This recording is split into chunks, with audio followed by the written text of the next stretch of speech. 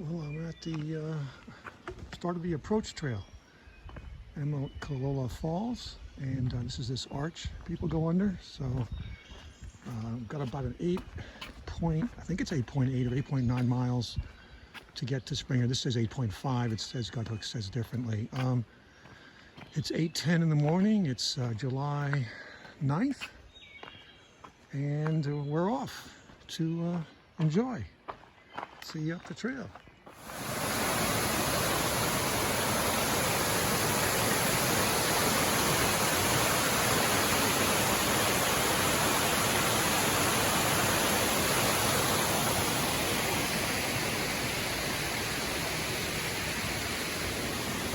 Beginning to climb up the falls.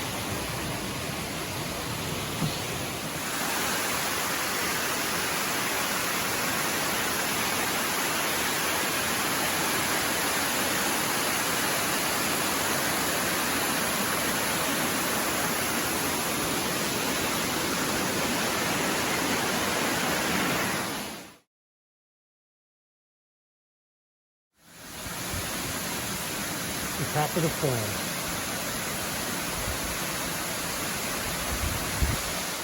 So I'm just really entering the woods essentially for the first time. The first 40 minutes was essentially a hike up this staircase up the falls. So starting to feel now what it's like to be back in the woods.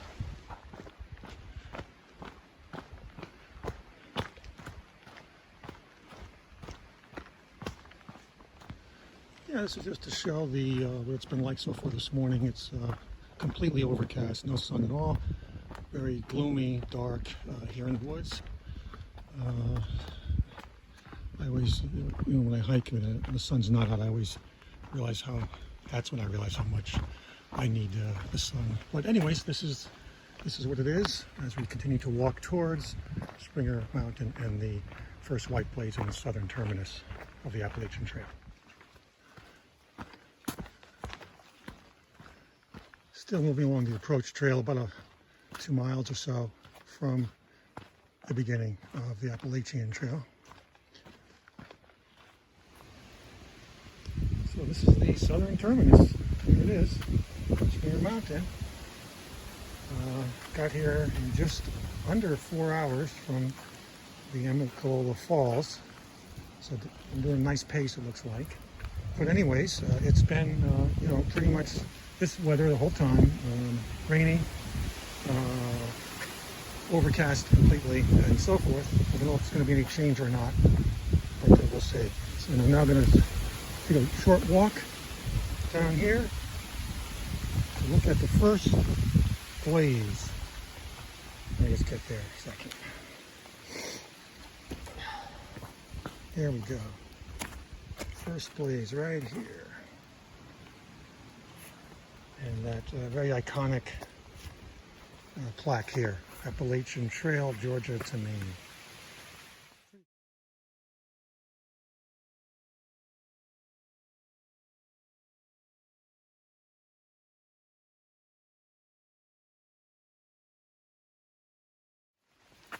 So I'm on the Appalachian Trail. Here we are.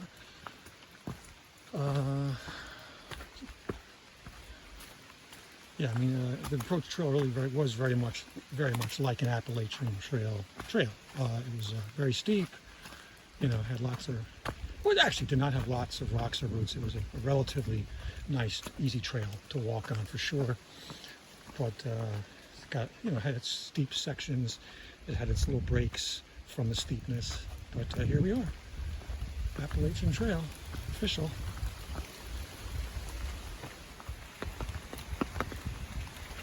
So as you can see, it is raining now, steady. So we'll see. This has the feel of a day that's going to rain, or it's going to rain for a while. No way to make a prediction on this trail about how long rain goes, though. Things can change, but it's been raining all morning and now beginning of the afternoon. So we'll see how it goes. Well, this is my lunch spot today. About 1 o'clock. It's continues to rain. There's some thunder in the background, and got myself a little Subway sandwich here.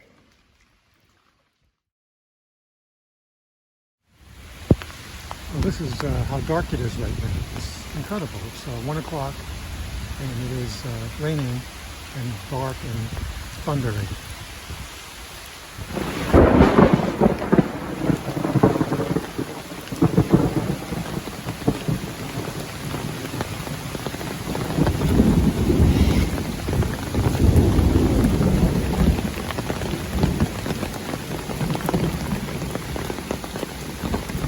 That's the loudest I've ever heard a crack of lightning while hiking. It's pouring out. I'm going to try to get to the next shelter about a mile and a half from here.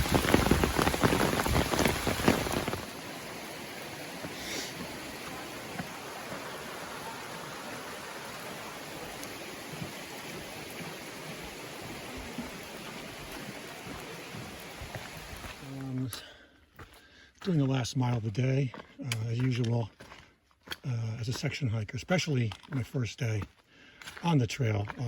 You know, I can feel really good, which I did today, anywhere between 10, 11 miles. Say I felt really good for 12 miles, and then the last miles of the day are always really just sort of willpower, which is what you're seeing here. But I have to connect it to that wonderful, surprising viewing of the turtle at the right, you know, a foot or so from the first white marker at the southern terminus at Springer Mountain. Can you imagine that? And the turtle, of course, typically we think of as the idea of slow but steady wins the race with the turtle. But to me, the slow part is relative. You know, speed is relative to who you're comparing, what you're comparing what to. But the determination of the turtle to get to its destination, that is a quality that anybody could really aspire to. And it's a wonderful little symbol there. At least that's the way I'm taking it as I proceed to the shelter, Hawk Mountain Shelter. Another half an hour or so should get there to complete day one here in Georgia.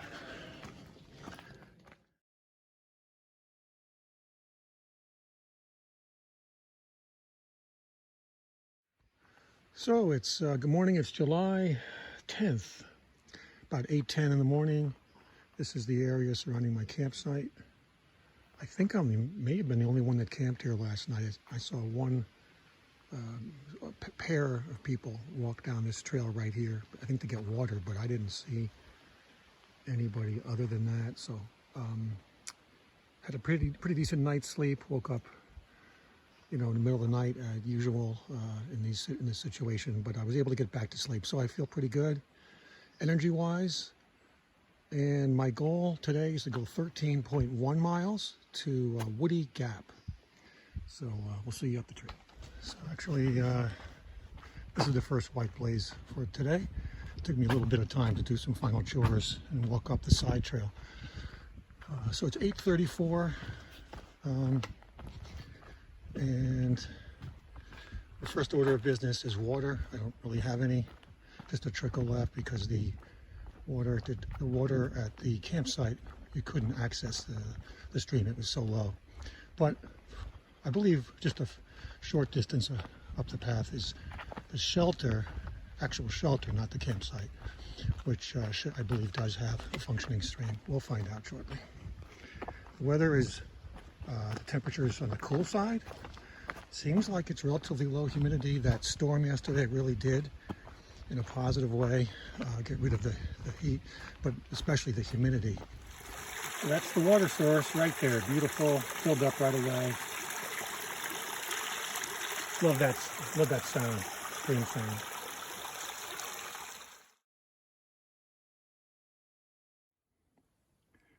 Well, this is my first view. This is day 2 on the trail, and a lovely view. Lovely view. It is obviously obscured by pretty much obscured by the trees, but I can at least see through, and I see the layers of mountains and so forth. So that always lifts my spirits up big time. So just walking up past Cooper Gap, about 8 miles from my destination at Woody Gap. I just want to offer some reflections here. This one thing this trail does is it reminds the hiker of his or her basic needs, because that's really what you are reduced to out here.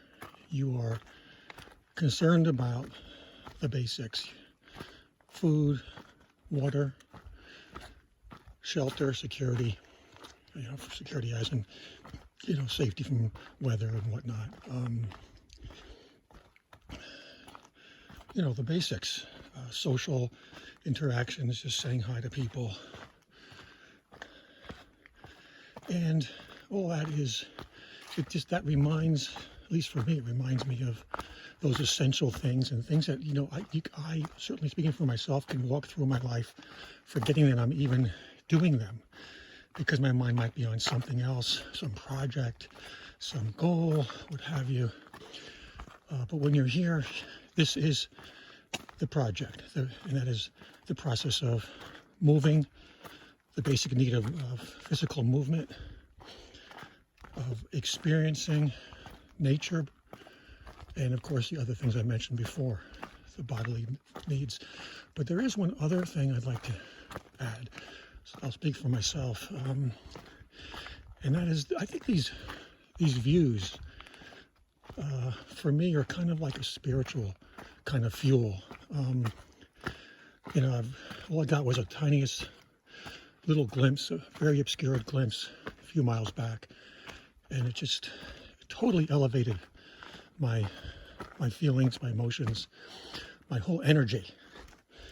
And that kind of elevation, I think I will call that a spiritual elevation. And for me, I think having seen those big, grand views of the mountains, besides simply being magnificent and beautiful to look at, I know that on some level they remind me of the interconnectedness of life, and how grand and enormous that web is of connection, and then that reminds me that I'm part of that. And at the very least, when I'm looking at a beautiful vista, I'm bearing witness to that. Just a quick add-on, to what I was just saying about the vistas and the spiritual energy they give me. And I think part of what happens there is literally the shock or awe of seeing a beautiful, magnificent, grand view.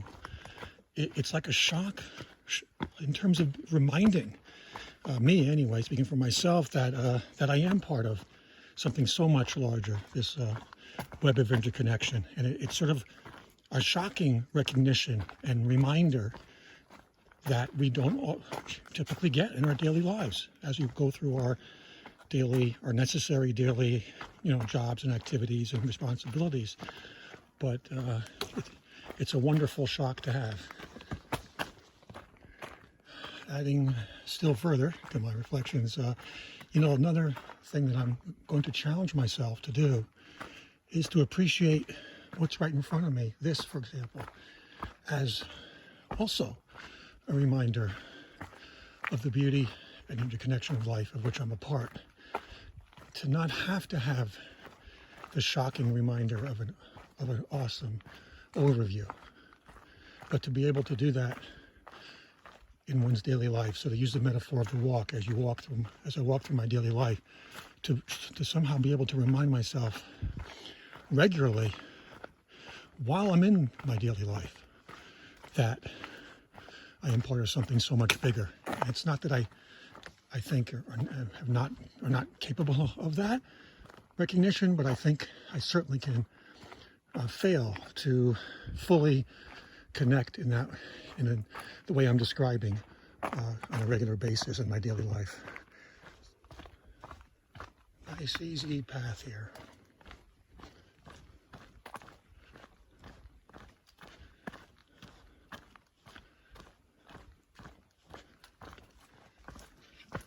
And back to the rocks.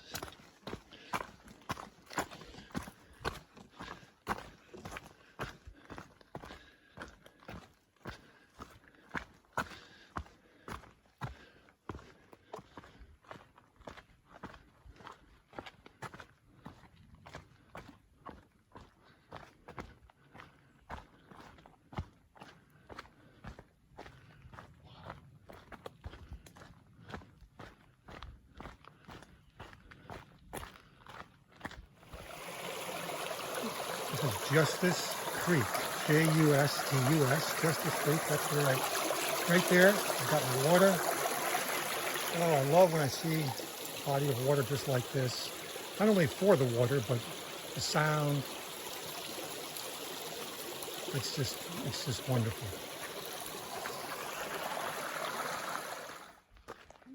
Well, while I was by Justice Creek filling up my bottles, a couple of gentlemen came by, were chatting, and mentioned that they had seen a copperhead and were asking about bears. And it's funny, I don't feel afraid of those kind of encounters at the moment. Obviously, without question, if I saw either one of those, I may well have a different reaction, but it's not putting me in a bad mental state right now. It's just kind of interesting to hear about. Well, it's raining, obviously, so I guess whatever weather was here yesterday hasn't left yet.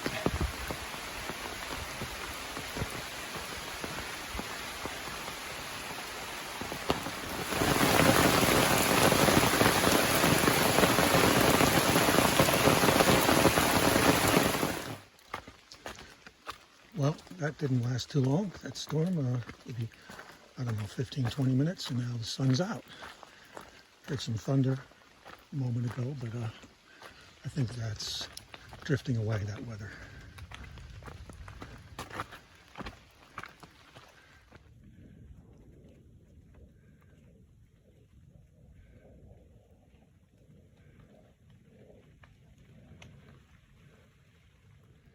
Wow, what a beautiful vista.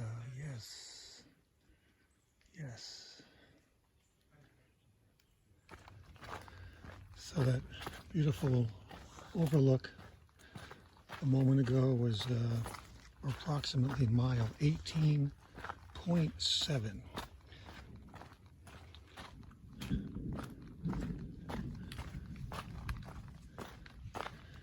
As we still hear some thunder rumbling in the background. Mile 19.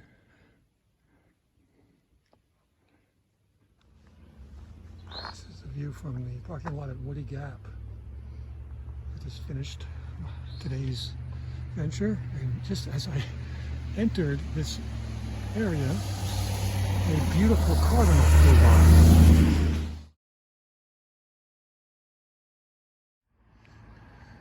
Today is Monday, July 12th.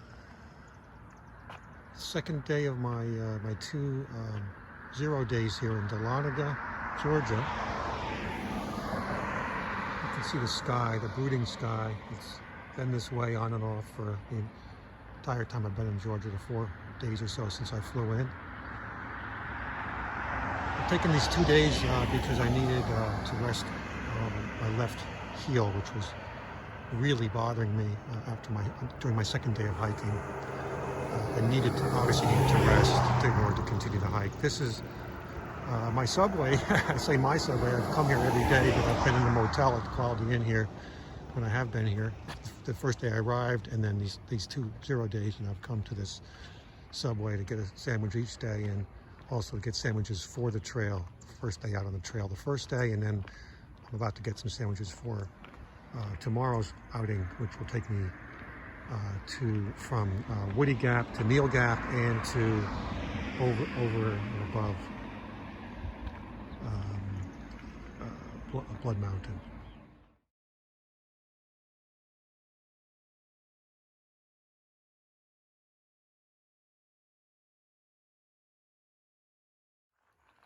So good morning. It's Tuesday, July 13th. It's 9:10. This is where I'll be hiking, the Blood Mountain Wilderness, headed towards Blood Mountain. And as I come in closer, it talks about Blood Mountain being a place where there were apparently, as it's described here, as gory battles between the Creek and Cherokee Indians atop 4,458-foot Blood Mountain. And it's the highest point in the wilderness and on the Georgia section of the Appalachian Trail. I'm hoping that the weather clears up. Right now it's very, very completely overcast. But weather can change very rapidly in the mountains. It's in the mid 60s, so temperature isn't going to get much more than 70. Seems like it's low humidity, so very good weather that way. So I'll see you up the trail.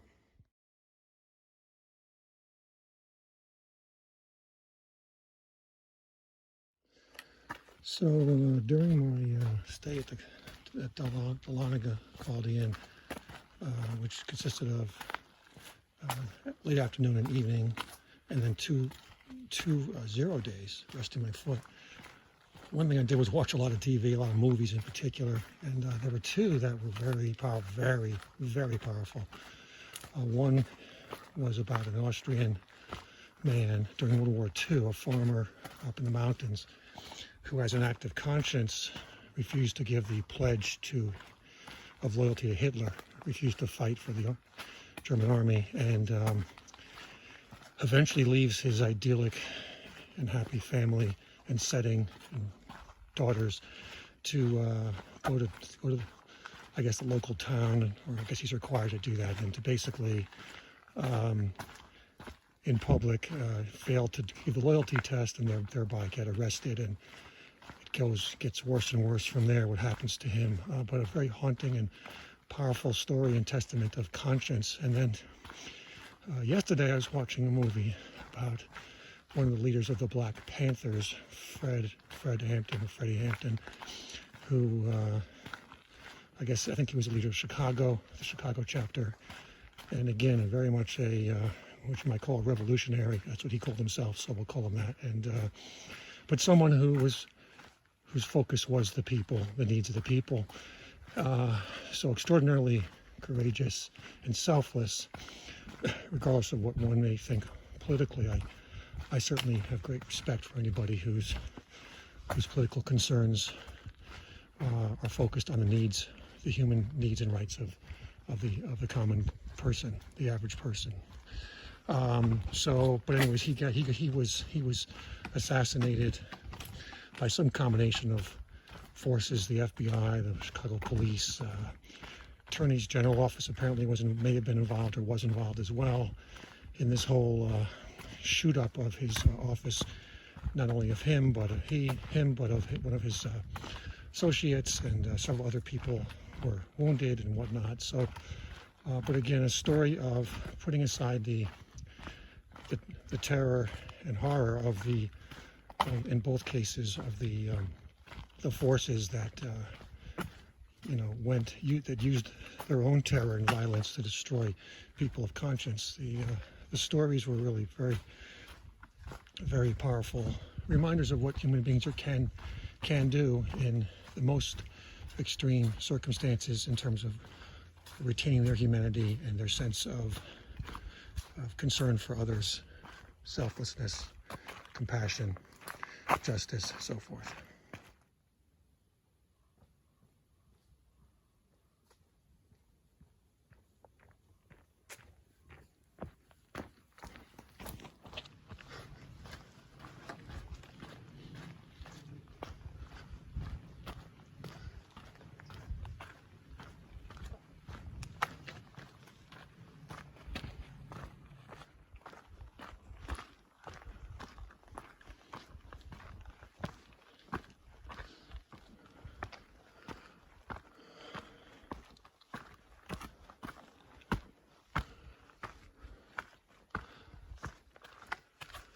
So it's about 11:10 in the morning, just about exactly 2 hours since I started.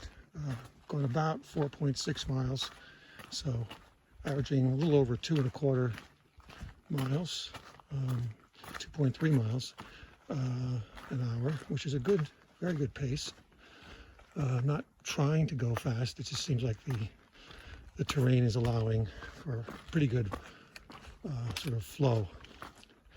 And now it's going up a bit.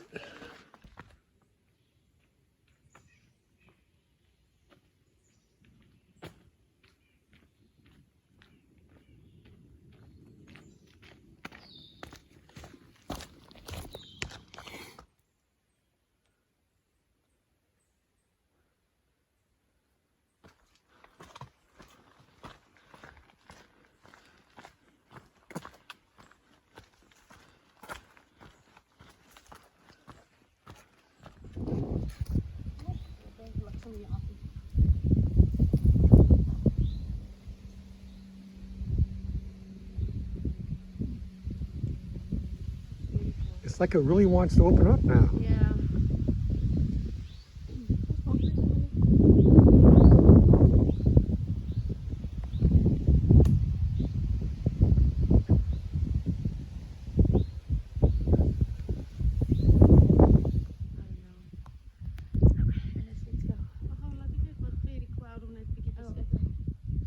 What's that language, your beautiful language you're speaking? Oh.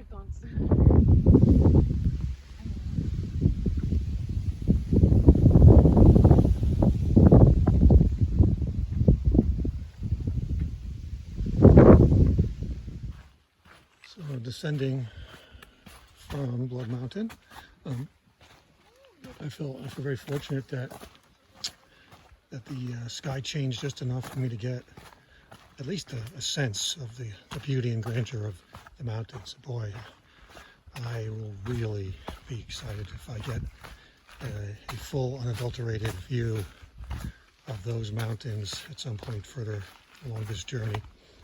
I was frankly surprised that it was not that difficult at all coming up the mountain. It really wasn't. I felt like the Killington Mountain was just a completely different level of difficulty, as an example, than this one. Although this one took me to about 4,500 feet, so 500 feet higher than Killington. So it's not all about elevation. It's level of difficulty can come from other factors. So anyways, happy about that. It wasn't too hard, too arduous. I'll be done here. I've got 2 more miles, and then I'll be done for the day.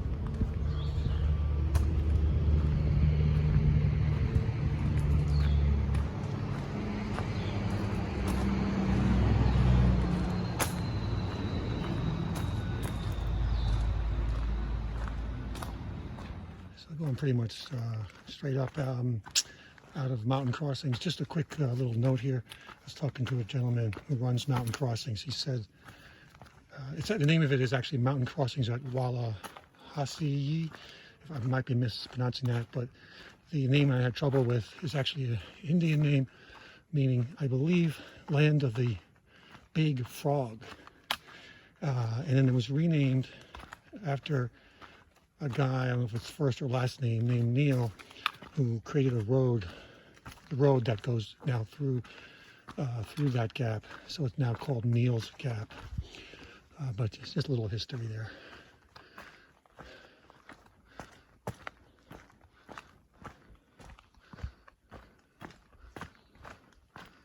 Look at this beautiful path. There are virtually no rocks or roots of any type.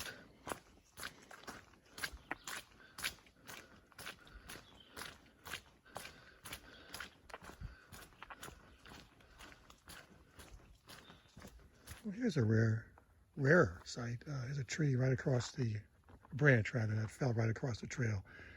It must be, I'm guessing, quite recent that this happened.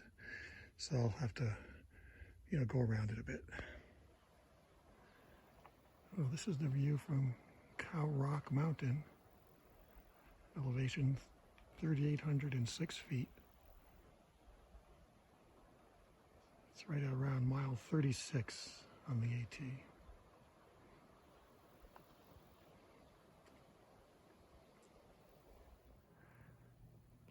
Cow Rock Mountain. Another view of just a tenth of a mile or so further north from the last overlook.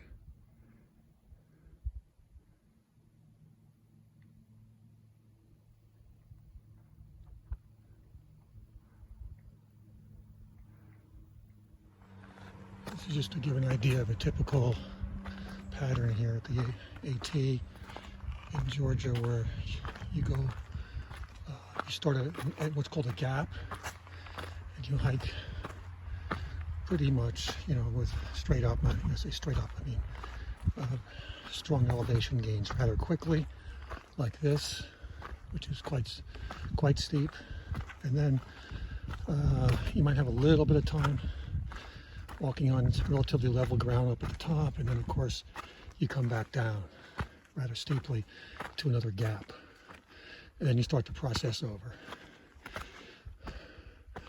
That pretty much sums up the experience here in hiking here in Georgia, and I guess pretty much for most of the AT that I've done. So this is a view from Wildcat Mountain, 3,753 feet elevation. It's actually half a mile off the AT, so about a little less than 5 miles to go. I'm just leaving yet another gap, Hog Pen Gap, and of course going up. Well, here's my tent set up near the shelter called Low Gap Shelter.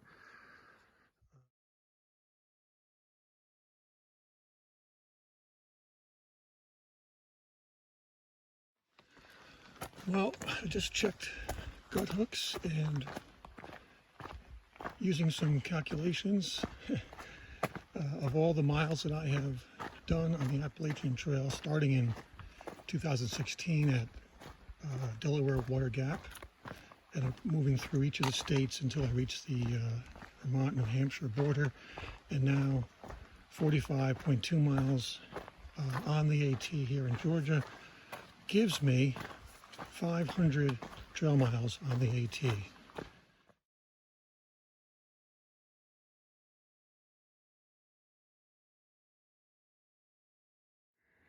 So this is top of Trey Mountain, 4,398 feet.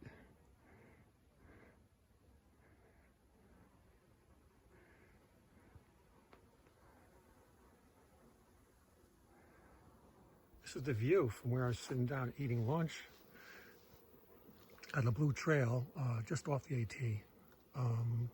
And the trail goes towards a shelter, Trey Mountain Shelter. This is really, I think, the furthest out to the horizon that I've been able to see mountains. It's still a bit, foggy in the far distance, but really quite a nice view, lovely view.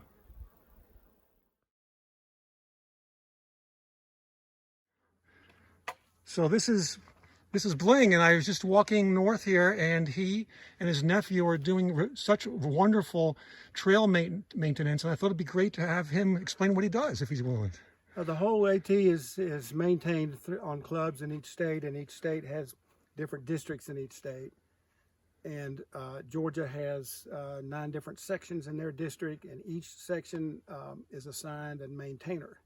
And so it's our job to come out and keep the water off the trail, keep the water control devices cleaned out, all the weeds and stuff trimmed in the winter, and clean up the campsites, clean up the shelters, change the privies. It's a labor of love. That's perfect. That's exactly what I was thinking when you were describing it. You gotta love the trail. That's exactly right. Thank you so much, Bling. You're welcome. And here's some more of the handiwork of Blaine and his crew. As you can see, the trail's completely clean and wide open. And they do so many things besides just the brush, as he mentioned. Tremendous work. Thank you. Thank you, Blaine. Well, it's 2 o'clock. And yes, I am starting to feel it, all these miles out here, going up and down all day since 8 in the morning, 8:05. But that's the decision I made. And I think another reason I think it's important that I try this long day is because my plan has been to get to Hiawassee after Dix Creek Gap, take a day off, and then take a 3-day stretch to get to Franklin, North Carolina. And the first 2 days of those 3 days, I think, need to be, or would plan them to be, 16 plus mile days, so back to back. So I think it's important to not only get my body ready, but get myself thinking mentally that I can do it as well, to do a couple of back-to-back 16s as I plan to do a little bit later on the trip. Just about starting now, very steep looking trail, straight up looking trail, and this should be ending up at Kelly Knob in 0.9 miles. There's not supposed to be really any view there. There might be something you can see through the trees type of thing. But you can see this is a straight up type of walk, and I was told about this by my shuttle driver. This is going to be a steep one. Well, coming when it did, about 12 miles into today's hike, when I'm already, pretty much borrowing on extra reserves energy-wise, this Kelly Knob hike of 0.9 up is the hardest that I've encountered in Georgia. It's pretty much straight up, relentlessly, and again, coming at the time of day when I'm certainly on the depleted side, this is the toughest elevation gain, the toughest hike I've experienced in Georgia. Well, this is Kelly Knob, 4,144 feet, I believe, and that was an elevation gain of about 800 feet in 0.9 miles, essentially straight up. And that was the hardest hike I've done in Georgia, hardest stretch.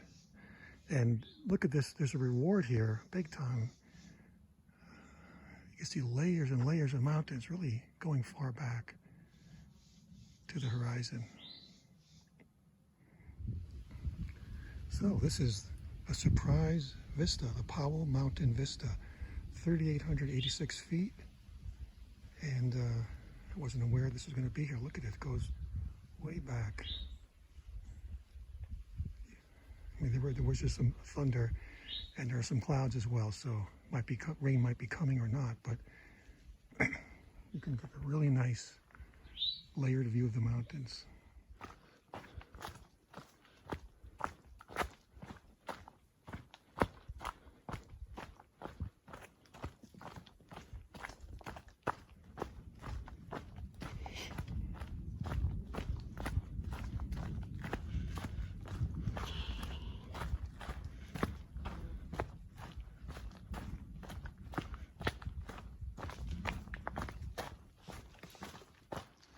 So I'm just 0.6 from Dix Creek Gap, and the AT's throwing another little tiny elevation rise on me.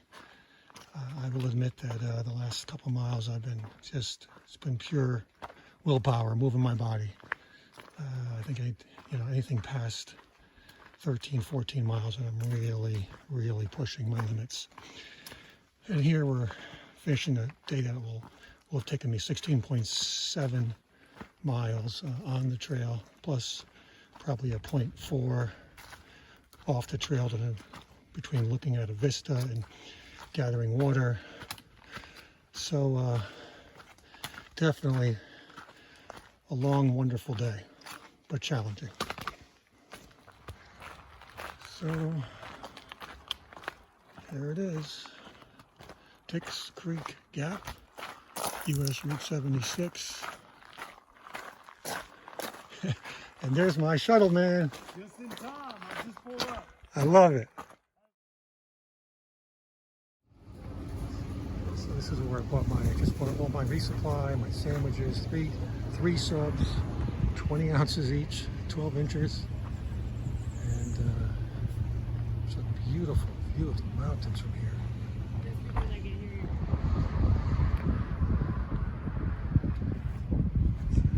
Bandstand.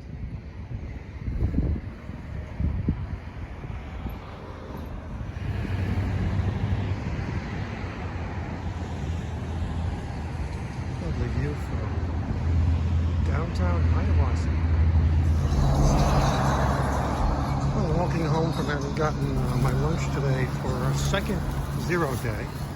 And you can see in the distance how swollen the clouds are. Obviously raining, must be raining in a lot of sections of the trail right now. The reason I didn't go on the trail again today was not because of the weather at all. Last night I was feeling just not energized in any part of me to come back on the trail. And this next section is going to be perhaps my hardest, in that it's going to be a 40-mile run until I get to my final off-trail motel. And it's going to be the first 2 days back on trail are going to be 16 plus days, mile days, and I just wasn't feeling it. So I think I made another good, though unexpected decision to take a double zero here, just like I took 2 days off earlier on the trip because of a heel injury. So anyways, feeling good, looking forward to tomorrow.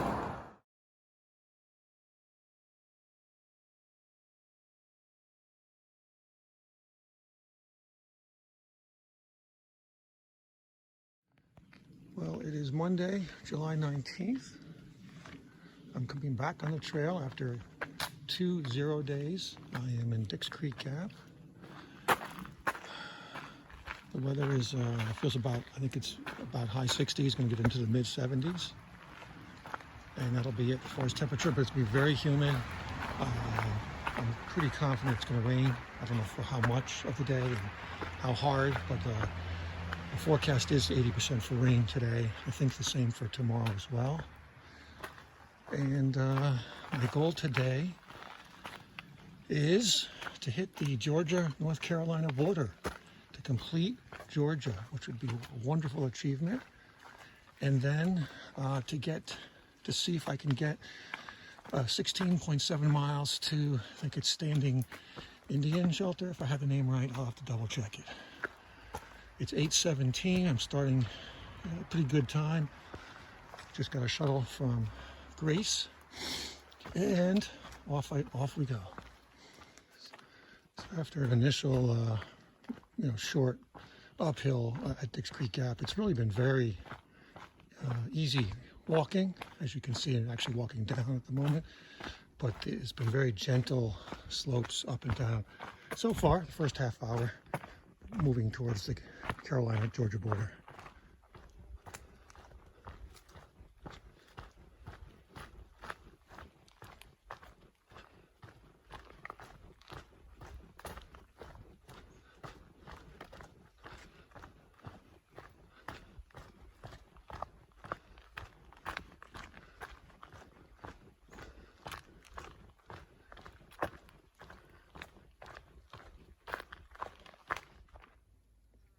I just want to hear the woods now without my moving through it.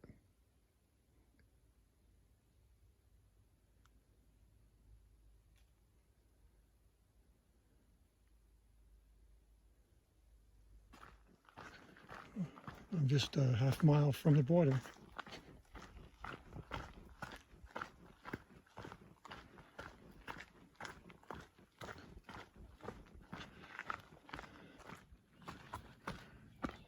I'm approaching the border, a few feet away.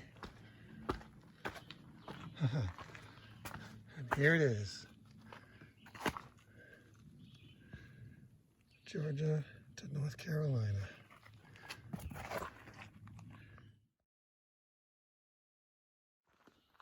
Well, taking my first steps in North Carolina.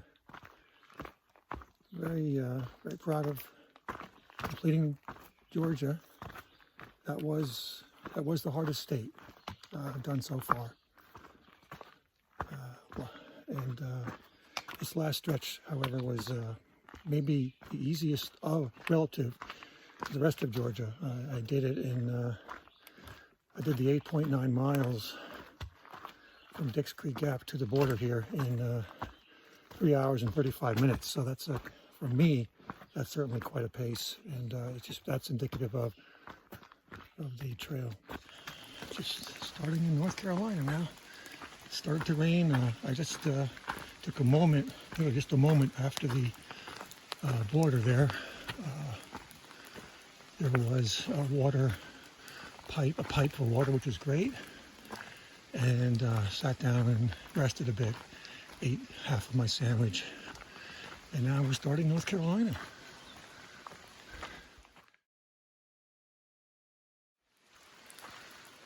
Well, my shuttle driver today mentioned something called the Bly tree, and this has to be it, because we're at Bly Gap, and this tree is obviously featured right here, and look at it. It's quite remarkable.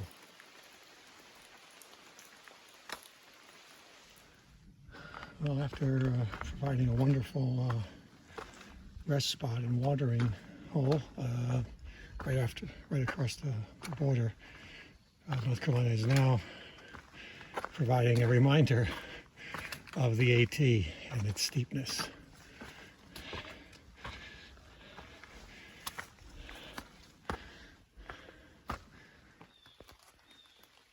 You don't have to worry about me. Yep, going through. Have a good day.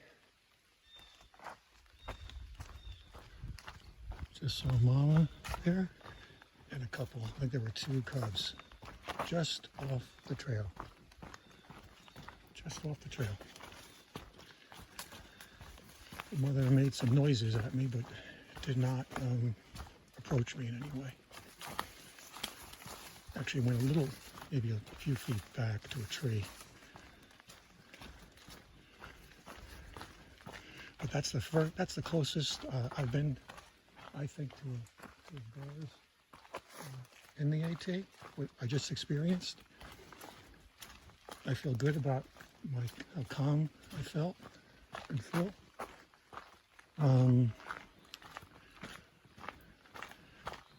The mother was not large looking, so that's probably helped a little bit. And again, how it reacted to me, it made noises but didn't in any way come closer to me, so that helped me out with my reaction.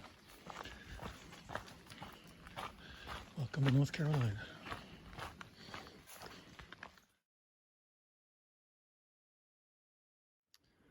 Well, another bear just scurried away, and it happened too fast for me to possibly record it. I heard the rustling sound, and then I looked up and I saw it, scurrying away right up the hill there. I didn't see its face or anything, but absolutely another bear. Wow. Wow. Just about 3 miles plus to go to get to my shelter, standing Indian shelter. It's only about 2:50 in the afternoon. I've covered the miles faster than I can ever remember at any particular day on the AT. But the point I want to make is that I haven't seen anybody on the trail since leaving the watering spot where there were 2 women there who were also moving in this direction, but I went ahead of them. So, and that spot was just over the border into North Carolina. So I haven't seen a human being since then. I've seen 2 separate bear sightings, but no person. And I think that's kind of what I was sensing and expecting as I crossed here. Just a sense of, really just me in the woods here. This is going to definitely be a different kind of experience when I tent. I'm guessing there will be no one at the shelter. We'll find out. But the day's held up weather-wise beautifully.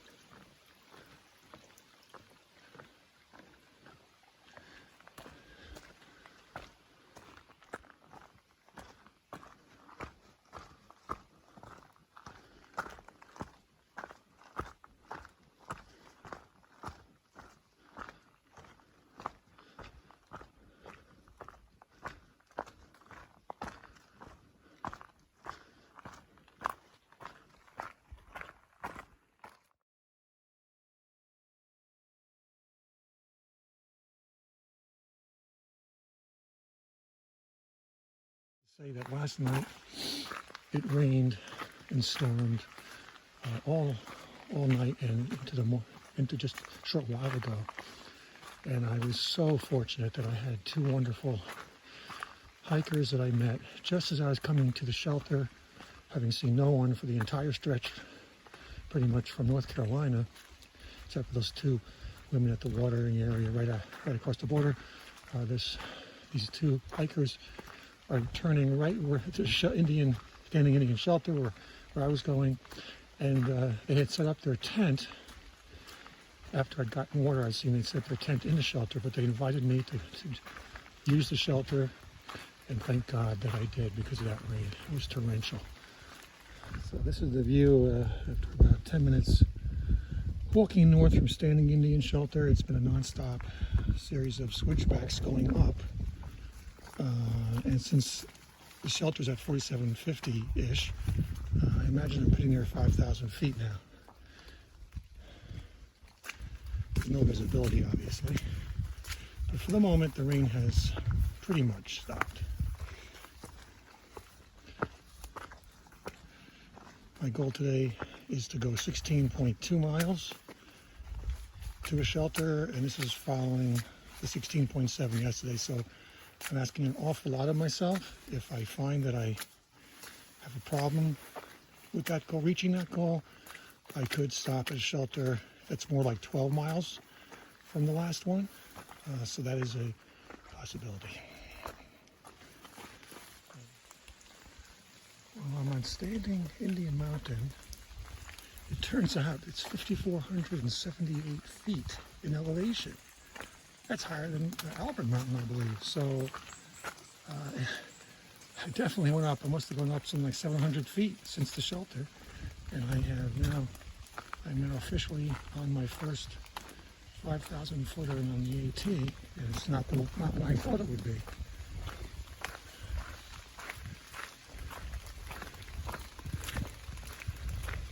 You can see the trail is very, very wet from the rain yesterday, obviously. So I have to pretty much walk right in the water. So I continue to trudge through the trail. My feet are completely soaking wet. There's no way of getting around the water. And the trail, as you can see, is very much an extreme green tunnel right at the moment, or has been for a bit. Hopefully we'll get some change in that down the road here. So just as I'm sitting here and contemplating how bad the day is with the rain and visibility issues and the disappointment of I won't be seeing anything on the mountains and all that. Here you have this beautiful display right here.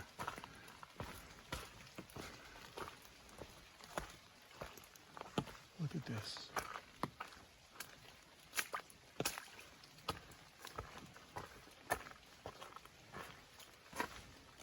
Lovely.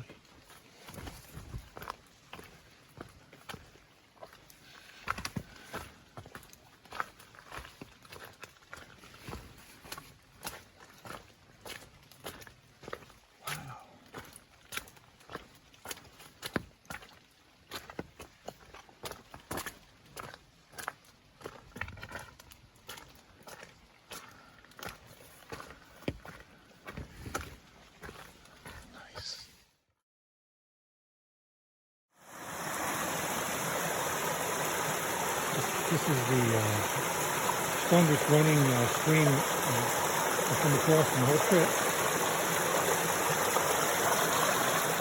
Well, I just passed the 100-mile mark as far as mileage on this section hike, and I'm including the what's called the approach trail to the AT, which is 8.8 miles. So this is only the second time in my section hikes. This is my 6th section hike. Only the second time that I've reached that milestone on a section hike.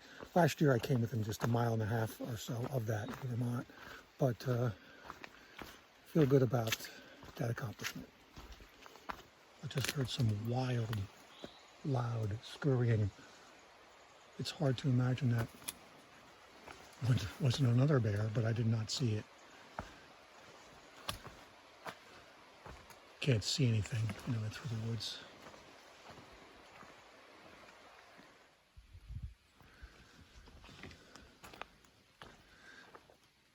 Well, just need to say that North Carolina really doesn't seem to be taking care of the trail in certainly in the way that Georgia did.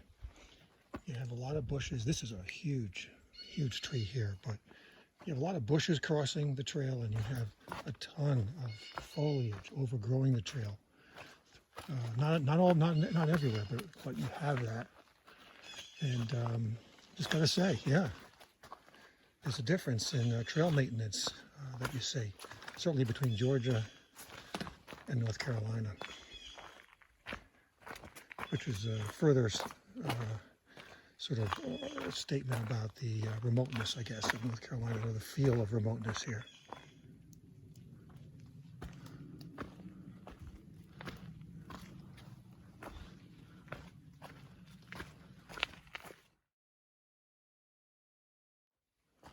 We'll just passed a notice on a tree talking about the frequency of bear encounters with AT hikers in this section through up to a shelter that I think is, I don't know exactly how far away, maybe 5 miles or so.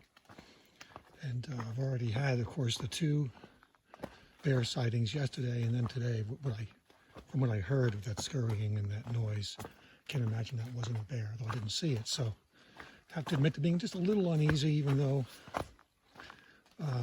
I do believe that these bears are pretty universally afraid of people and don't want anything to do with them. They are, wild animals, of course. So, some unease here, to be honest. Well, I am right now at mile 93.5 on this section of the Appalachian Trail. That does not count the approach miles that I did, 8.8. So why is that important? Because doing the math, I am now officially, I have completed 1/4 of the entire Appalachian Trail. I've gone 548.3 miles, which is, give or take whatever, just almost exactly a quarter of the trail. Obviously very, pleased with that, proud of that achievement. And, when I was a much younger person, I used to do day hikes on the Appalachian Trail for a couple miles up and down, or in the off of Route 17 in New York State. And I used to see these hikes as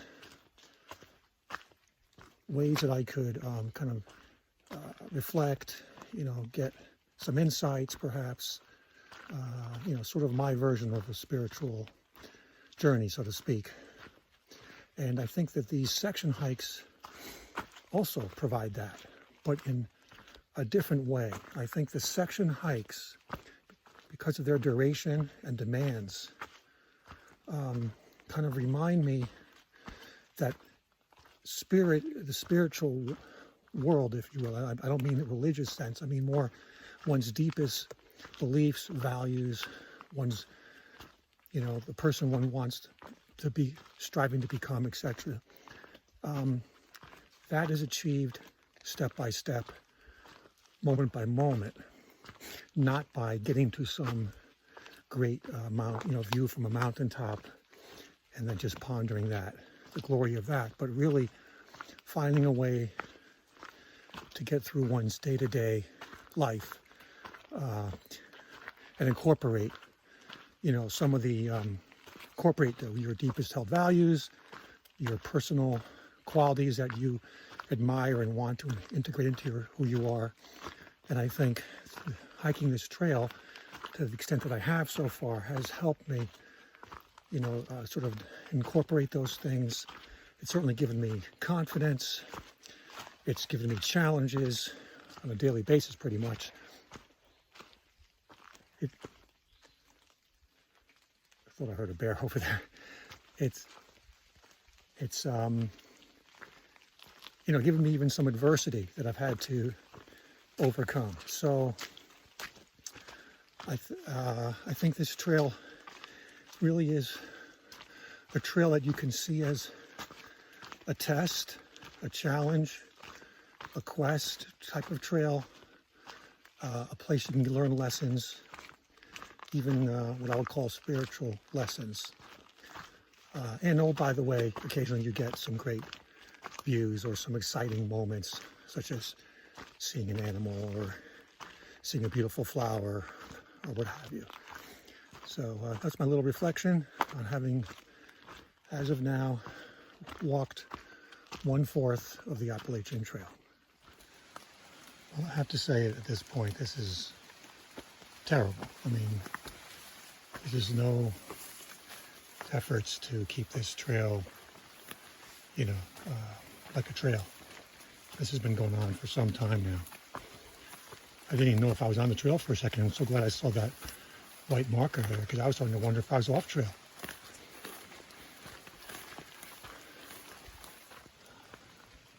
So there's another example where, things haven't been cleaned up here.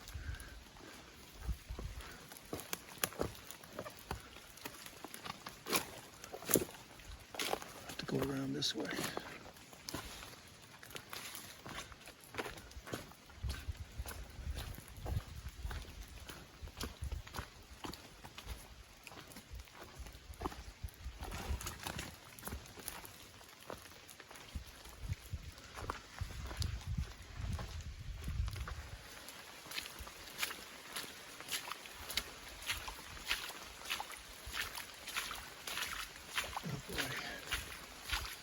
Today has really been by far the most challenging hiking day in terms of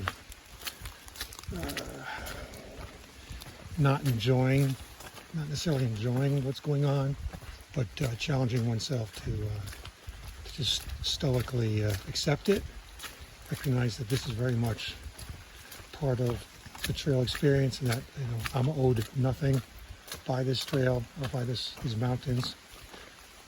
But it's challenging, and today is definitely a challenge.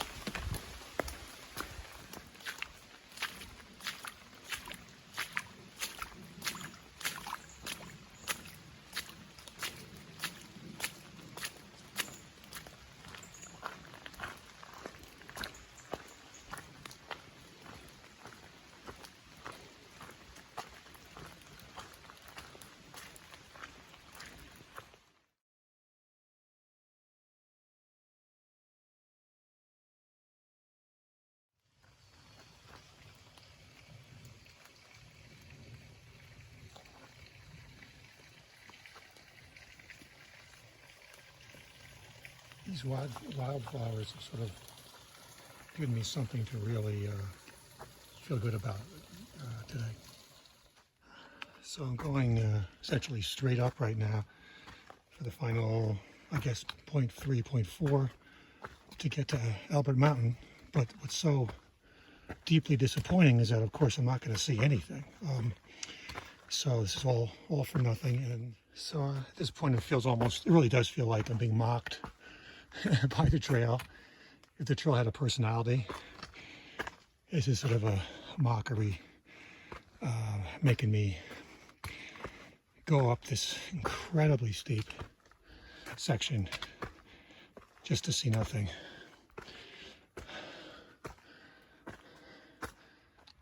So this is Long Branch Shelter, and this is my destination after a very long and frustrating day in terms of the weather, the rain, the lack of visibility, the non-view at Albert Mountain or anywhere else. But I'm here. I'm thankful to have this place. Very thankful. It's about 6:10 or so in the evening. So I was walking. That puts it at almost exactly at 9 hours on my feet today, so I'm certainly anxious to set up, whether it be in the shelter or in my tent. I'll decide shortly.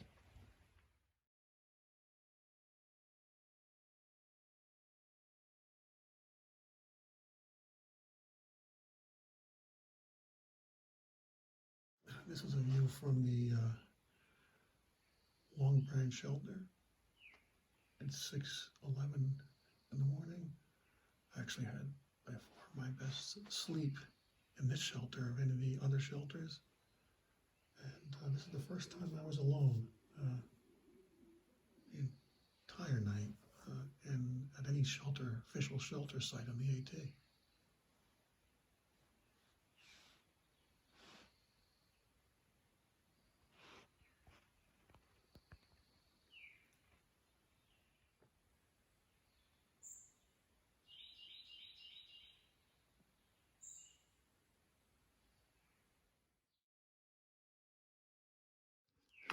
Well, it's about 8:50, Wednesday, July 21st, and I've decided with the sun out, on the first, one of those rare sun sightings the entire trip, I've decided I want to go back up the steep hill to Albert Mountain and give myself a second chance to see beautiful vista that I could have a memory of from this trip. I'm hopeful that I'm making a smart decision in terms of the visibility. I am adding 4.8 miles to my journey today just for the opportunity to see this vista. So it'll turn the day from a 7.3 mile day into something like a 12 plus mile day, whatever it is.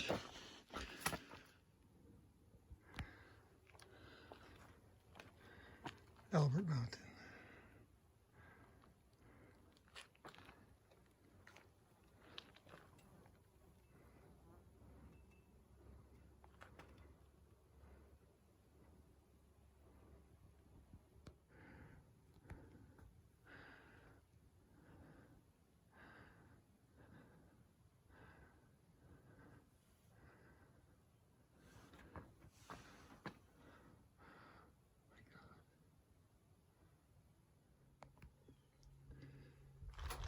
Here's the panorama.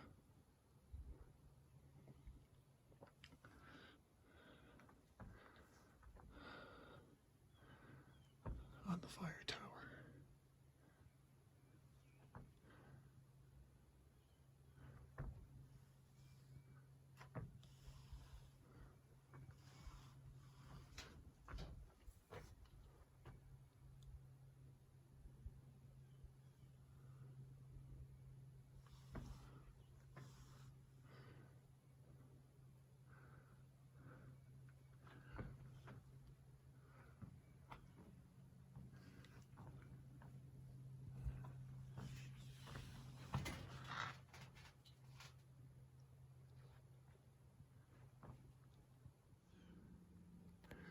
Just one final look here at this epic view. The clouds seem to be, looks like they're starting to clear up a bit in terms of even revealing more of the lush green of the mountains. But certainly I am grateful, deeply grateful for this vista. Without qualification, the mount and the clouds add a wonderful dimension to this whole experience. I'm so glad I made the decision to come back up here.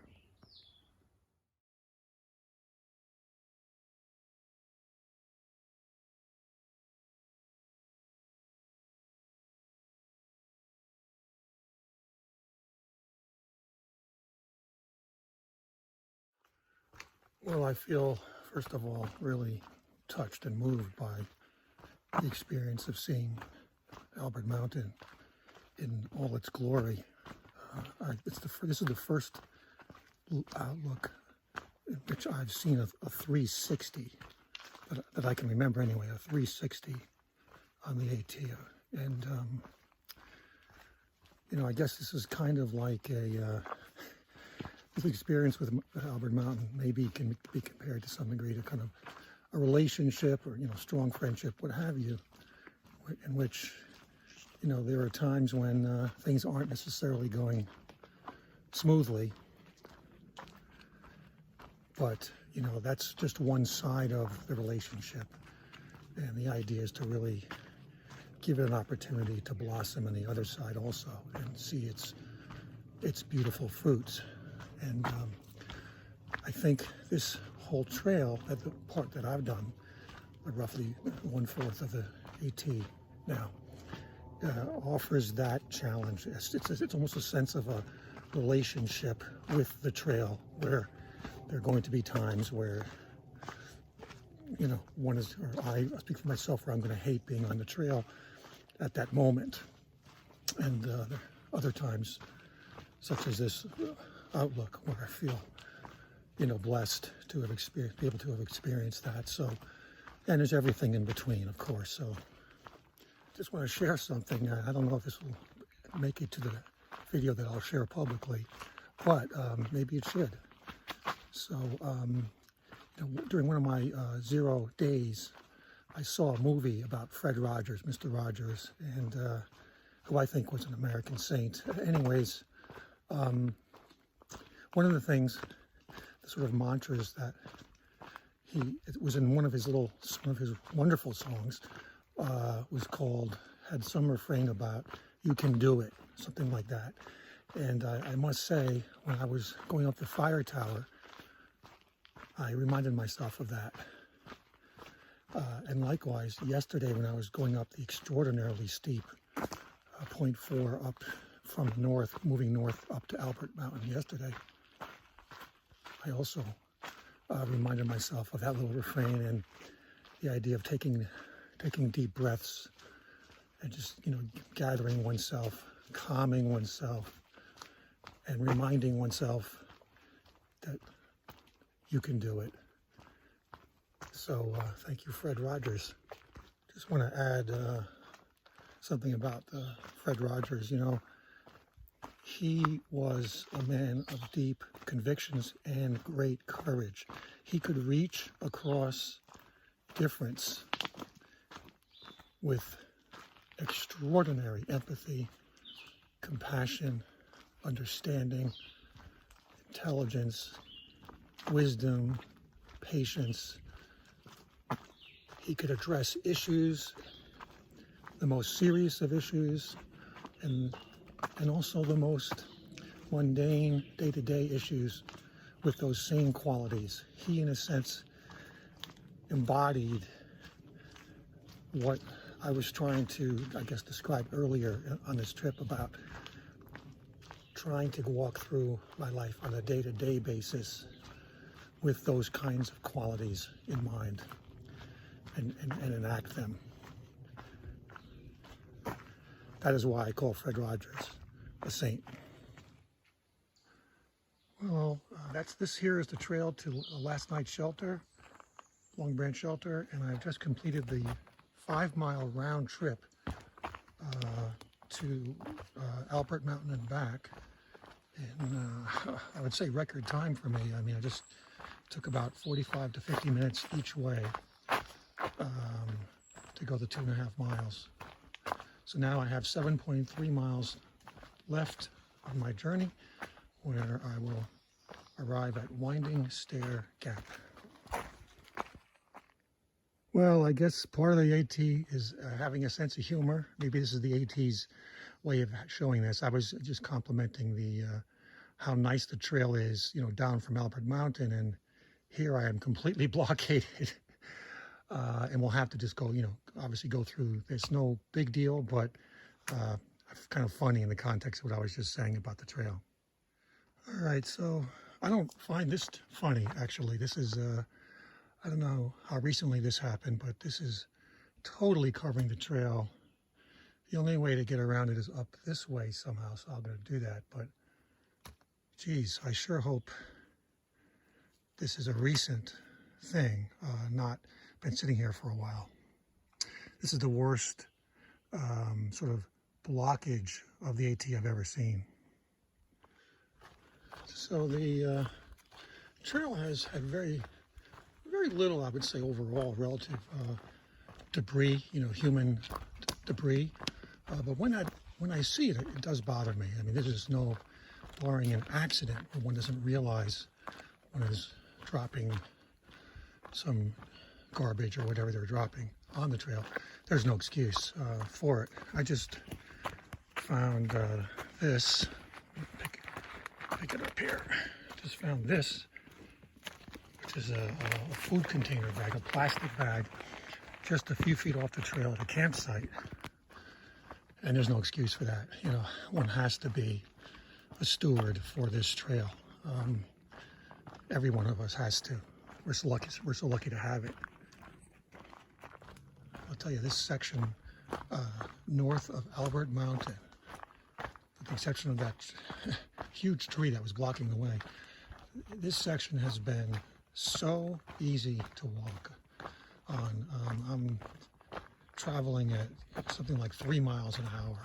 It's just incredible.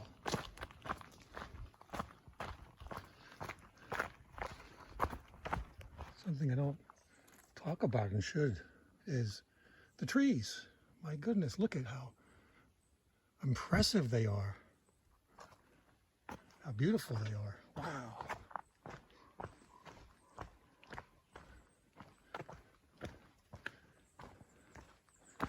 And of course, how important they are.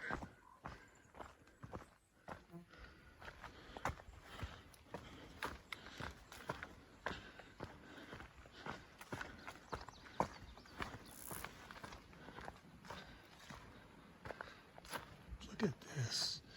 What a beautiful field of wildflowers. Wow.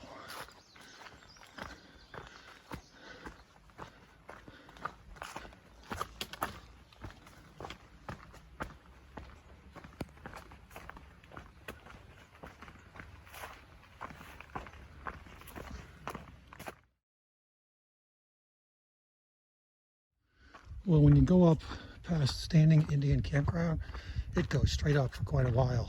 But you also pass a wonderful profusion of wildflowers, the best I've seen on the AT. Beautiful.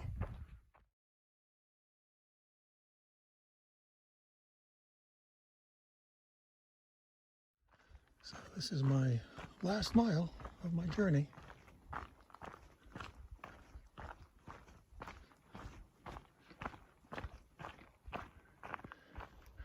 Well, I just, after saying 1 mile to go, I just took a fall, I should say.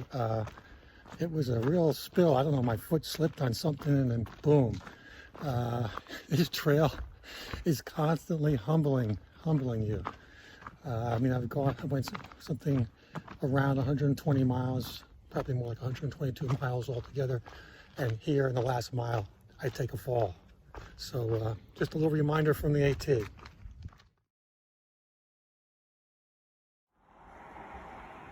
Well, these are my final steps of this section hike, 2021, Georgia and beginning of southern North Carolina. I am now at I've completed my journey today to Winding Stair Gap.